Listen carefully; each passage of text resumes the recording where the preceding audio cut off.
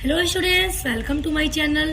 सो student, जैसा कि आपके बीए फर्स्ट सेमेस्टर में जो आपका एजुकेशन है यानी शिक्षा शास्त्र, तो जितने भी स्टूडेंट्स अपने फर्स्ट सेमेस्टर में एजुकेशन सब्जेक्ट को पढ़ रहे हैं, तो आज की वीडियो में मैं एजुकेशन के कुछ शॉर्ट क्वेश्चन आंसर लेकर आई हूँ जो कि आपके एग्जाम के दृष्टि से बहुत ज़्यादा महत्वपूर्ण है और ये प्रश्न आपके एग्जाम में पूछे भी जाते हैं।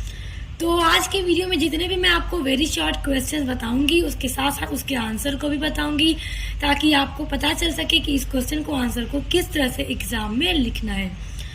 तो चलिए वीडियो स्टार्ट करते हैं। और स्टूडेंट्स, एक बात और आपसे कह दूं कि आपके एजुकेशन की जो 1 से लेकर 8 तक की सभी यूनिट्स हैं, नया सिलेबस जो आपका है एनईपी 2020 के अनुसार, तो उसकी सभी यूनिट्स मैं कंप्लीट करवा चुकी हूं। तो इसी वीडियो के डिस्क्रिप्शन बॉक्स में मैं आपको एजुकेशन के प्लेलिस्ट की लिंक को दे दूंगी। तो आप इस वीडियो को वॉच करने के बाद डिस्क्रिप्शन बॉक्स में दी गई लिंक को ओपन करके जरूर पढ़िएगा, जिससे आपके एग्जाम में आने वाले जो लॉन्ग क्वेश्चंस भी होंगे तो उनके आंसर भी आप इजीली लिख लेंगे। इसलिए अपनी पूरी क्लास कर लीजिएगा। चलिए शुरू करते हैं। आपके इम्पोर्टेंट क्वेश्चंस को देखते हैं। देखिए, पहला आपका इम्पोर्टेंट क्वेश्चन है, सर्व शिक्षा अभियान का अर्थ बताइए। देखिए, ये प्रश्न अक्सर एग्जाम में आ जाता है। तो इसका उत्तर है कि यह अभियान प्राथमिक स्तर पर सभी को शिक्षा देने के लिए चलाया गया है। कौन सा अभियान? देखिए, सर्व शिक्षा अभियान। तो ये सभी को शिक्षा देने के लिए चलाया गया है। इस अभियान का आरंभ सन 2001 में किया गया था। दूसरा प्रश्न है आपका, प्राथमिक शिक्षा से आप क्या समझते हैं? देखिए, प्राथमिक शिक्षा का अभिप्राय शिक्षा काल के प्रारंभिक कुछ वर्षों से लिया जाता है। देखिए, भारत में जो प्राथमिक शिक्षा है उसके अंतर्गत 6 वर्ष से लेकर 14 वर्ष तक के सभी बच्चे आते हैं। उसके बाद अगला आपका प्रश्न है, किंडरगार्टन प्रणाली के 2 गुण बताइए। देखिए, किंडरगार्टन प्रणाली किसने बनाई थी, इसके जो गुण हैं, जो भी इसके नियम है, सिद्धांत, सब कुछ मैंने डिटेल में पढ़ा दिया है। तो आप लोग मेरे द्वारा जो लिंक दूंगी आपको डिस्क्रिप्शन बॉक्स में, उसको देख लीजिएगा। देखिए, यह शिक्षक मित्र व पथ प्रदर्शक है। देखिए, ये इसका गुण है कि यह शिक्षक मित्र एवं पथ प्रदर्शक है, जो कि छात्रों को एक शिक्षक और एक अच्छा मित्र भी देती है और उसको सही रास्ते पर, उसको सही मार्ग दिखाती है। दूसरा ये कि आधुनिक शिक्षा का आधार है, और जो किंडरगार्टन प्रणाली है वो आधुनिक शिक्षा का भी एक आधार होता है। अगला प्रश्न है, शैशवपूर्व देखभाल की शिक्षा का वर्णन कीजिए। देखिए, शैशवपूर्व ये एग्जाम में अक्सर पूछा जाता है। तो हेडिंग देखिए, पहले हेडिंग डालिएगा, शैशवपूर्व देखभाल तथा शिक्षा। देखिए, संविधान के अनुच्छेद 45 के अनुसार 6 वर्ष तक के जितने भी बालक हैं, 6 वर्ष तक के सभी बालक और बालिकाओं को शैशवपूर्व देखभाल तथा शिक्षा प्रदान करने के लिए उत्तरदायित्व राज्य को सौंपा गया है। कि यानी कि अनुच्छेद 45 के अंदर जितने भी 6 वर्ष तक के बालक बालिकाएं हैं, उनके शैशवपूर्व देखभाल और शिक्षा की जो भी उत्तरदायित्व है, सब राज्य को सौंप दिया गया है। अगला प्रश्न है, अवकाश काल का अर्थ बताइए। ये वाला भी टॉपिक हमने आपकी क्लास में कवर किया था। देखिए, अवकाश काल से तात्पर्य फुर्सत के उस समय से होता है जिसमें व्यक्ति के पास किसी प्रकार का कार्य न हो, वह अपने को किसी अन्य कार्य में संलग्न न किया हो या कार्य की जिम्मेदारी से मुक्त हो। देखिए, आजकल हर व्यक्ति बिजी होता है, बहुत बिजी लाइफ है सभी लोगों की, किसी के पास फुर्सत नहीं होती, सब कोई बिजी होता है। तो जब इंसान कार्यों से थोड़ा सा मुक्ति पाता है, थोड़ा सा उनको लगता है कि हाँ मैं थोड़ा सा फ्री हूँ, जिसमें वो थोड़ा सा अपने आप को फ्री महसूस करता है कि इस टाइम मुझे काम नहीं है, तो वही जो काल होता है ना, वो अवकाश काल के नाम से जाना जाता है। देखिए, अगला प्रश्न है, ज्ञान की परिभाषा दीजिए। Most important question, top level का ये क्वेश्चन है, ये आपके एग्जाम में जरूर आएगा। देखिए, प्लेटो के अनुसार, प्लेटो एक विद्वान है, उन्होंने ज्ञान की एक परिभाषा दी है। ये लिखते हैं कि विचारों की दैवीय व्यवस्था और आत्मा परमात्मा के स्वरूप को जानना ही सच्चा ज्ञान है। यानी आत्मा और परमात्मा के बारे में सब कुछ जानना, यही एक सच्चा ज्ञान होता है।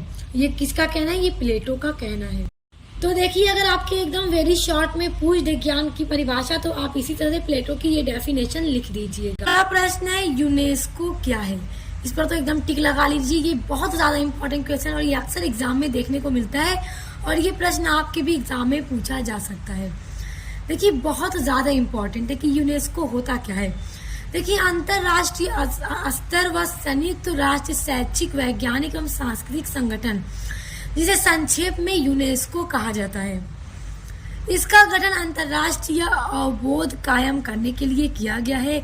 इसका कार्यालय पेरिस में है, यानी इसका जो कार्यालय है वो पेरिस में स्थित है। देखिए अगला प्रश्न है, बेसिक शिक्षा की प्रमुख विशेषताएं क्या हैं। ये भी बहुत इंपॉर्टेंट है। बेसिक शिक्षा की जो विशेषताएं हैं ये अक्सर एग्जाम में आ जाती हैं। तो देखिए हेडिंग है आपकी बेसिक शिक्षा के आधारभूत सिद्धांत। देखिए पहला है जन शिक्षा का सिद्धांत। देखिए इस संबंध में गांधी जी ने लिखा था कि जन साधारण की अशिक्षा भारत के लिए पाप और कलंक है और उनका विनाश किया जाना जरूरी है। कैसी शिक्षा?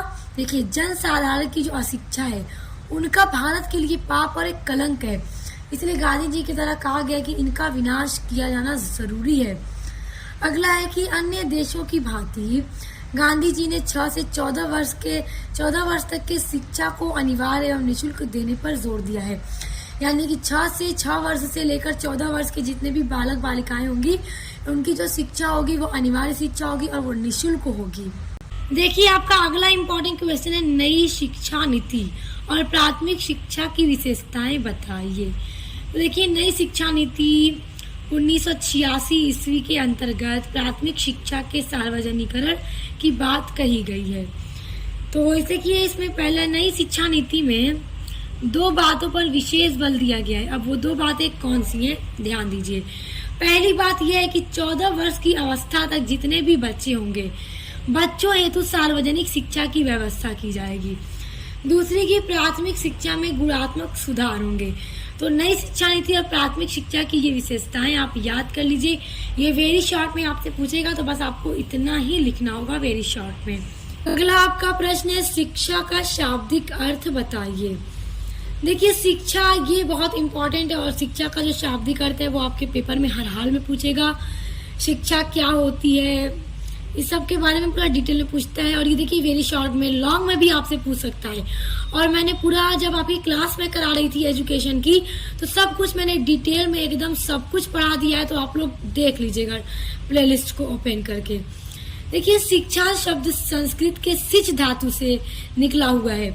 तो शिक्षा शब्द किससे बना है? संस्कृत के शिच धातु से, जिसका अर्थ होता है सीखना। क्योंकि शिक्षा में हम क्या करते हैं, हम सीखते हैं, हम नई नई चीजों का ज्ञान सीखते हैं। अतः शिक्षा सीखने और सिखाने की प्रक्रिया है। टीचर क्या है वो सिखाते हैं, स्टूडेंट क्या है वो सीखता है और फिर धीरे धीरे स्टूडेंट सीख कर भी ऊंचे लेवल पे पहुंच जाता है, फिर वो अपने आने वाली पीढ़ियों को भी सिखाता है। तो शिक्षा सीखने और सिखाने की एक प्रक्रिया, एक प्रोसेस होता है। अगला आपका प्रश्न है कि शिक्षा के व्यक्तित्व उद्देश्य के कितने रूप हैं। तो इसके 2 रूप हैं। पहला रूप है अभिव्यक्तिक, तो दूसरा है आत्मानुभूति। तो स्टूडेंट्स आज की वीडियो में जितने भी मैंने आपको छोटे छोटे प्रश्न और उनके उत्तर बताए हैं ये सभी प्रश्न बहुत इंपॉर्टेंट हैं, इसीलिए मैंने आपको इसका उत्तर भी बता दिया है ताकि आपके एग्जाम में आए तो आप इन उत्तर को तैयार करके आसानी से लिख सके और बहुत अच्छा मार्क्स लेकर आ सके। तो वीडियो हेल्पफुल लगा हो और पसंद आया तो वीडियो को लाइक कमेंट शेयर जरूर कर दीजिएगा। और यहाँ पे एक बहुत बड़ा अनाउंसमेंट है आपके लिए, सुनिए। अगर आप अपने बीए फर्स्ट सेमेस्टर में एजुकेशन पढ़ते हैं, पॉलिटिकल साइंस पढ़ते हैं, फिजिकल जियोग्राफी पढ़ते हैं, सोशियोलॉजी पढ़ते हैं या फिर इंग्लिश लिटरेचर पढ़ते हैं तो सभी सब्जेक्ट की क्लास जो आपका नया सिलेबस है एनईपी 2020 के अकॉर्डिंग शुरू हो गई है और सभी क्लासेस लगभग पूरी कंप्लीट करा दी है। तो जल्दी से पढ़ना शुरू करिए। चैनल पर विजिट करके प्लेलिस्ट चेक कीजिएगा। प्लेलिस्ट में मैंने आपके हर सब्जेक्ट की प्लेलिस्ट बना दी है और साथ ही साथ model paper, important question answer सभी की वीडियोस में लगातार अपलोड करती हूँ। मिड टर्म एग्जाम की वीडियोस अपलोड करती हूँ ताकि आप लोग अच्छे से पढ़कर एग्जाम की तैयारी करें और अच्छे से अपना एग्जाम दें। तो बेस्ट ऑफ लक। अब मिलते हैं नेक्स्ट वीडियो के साथ।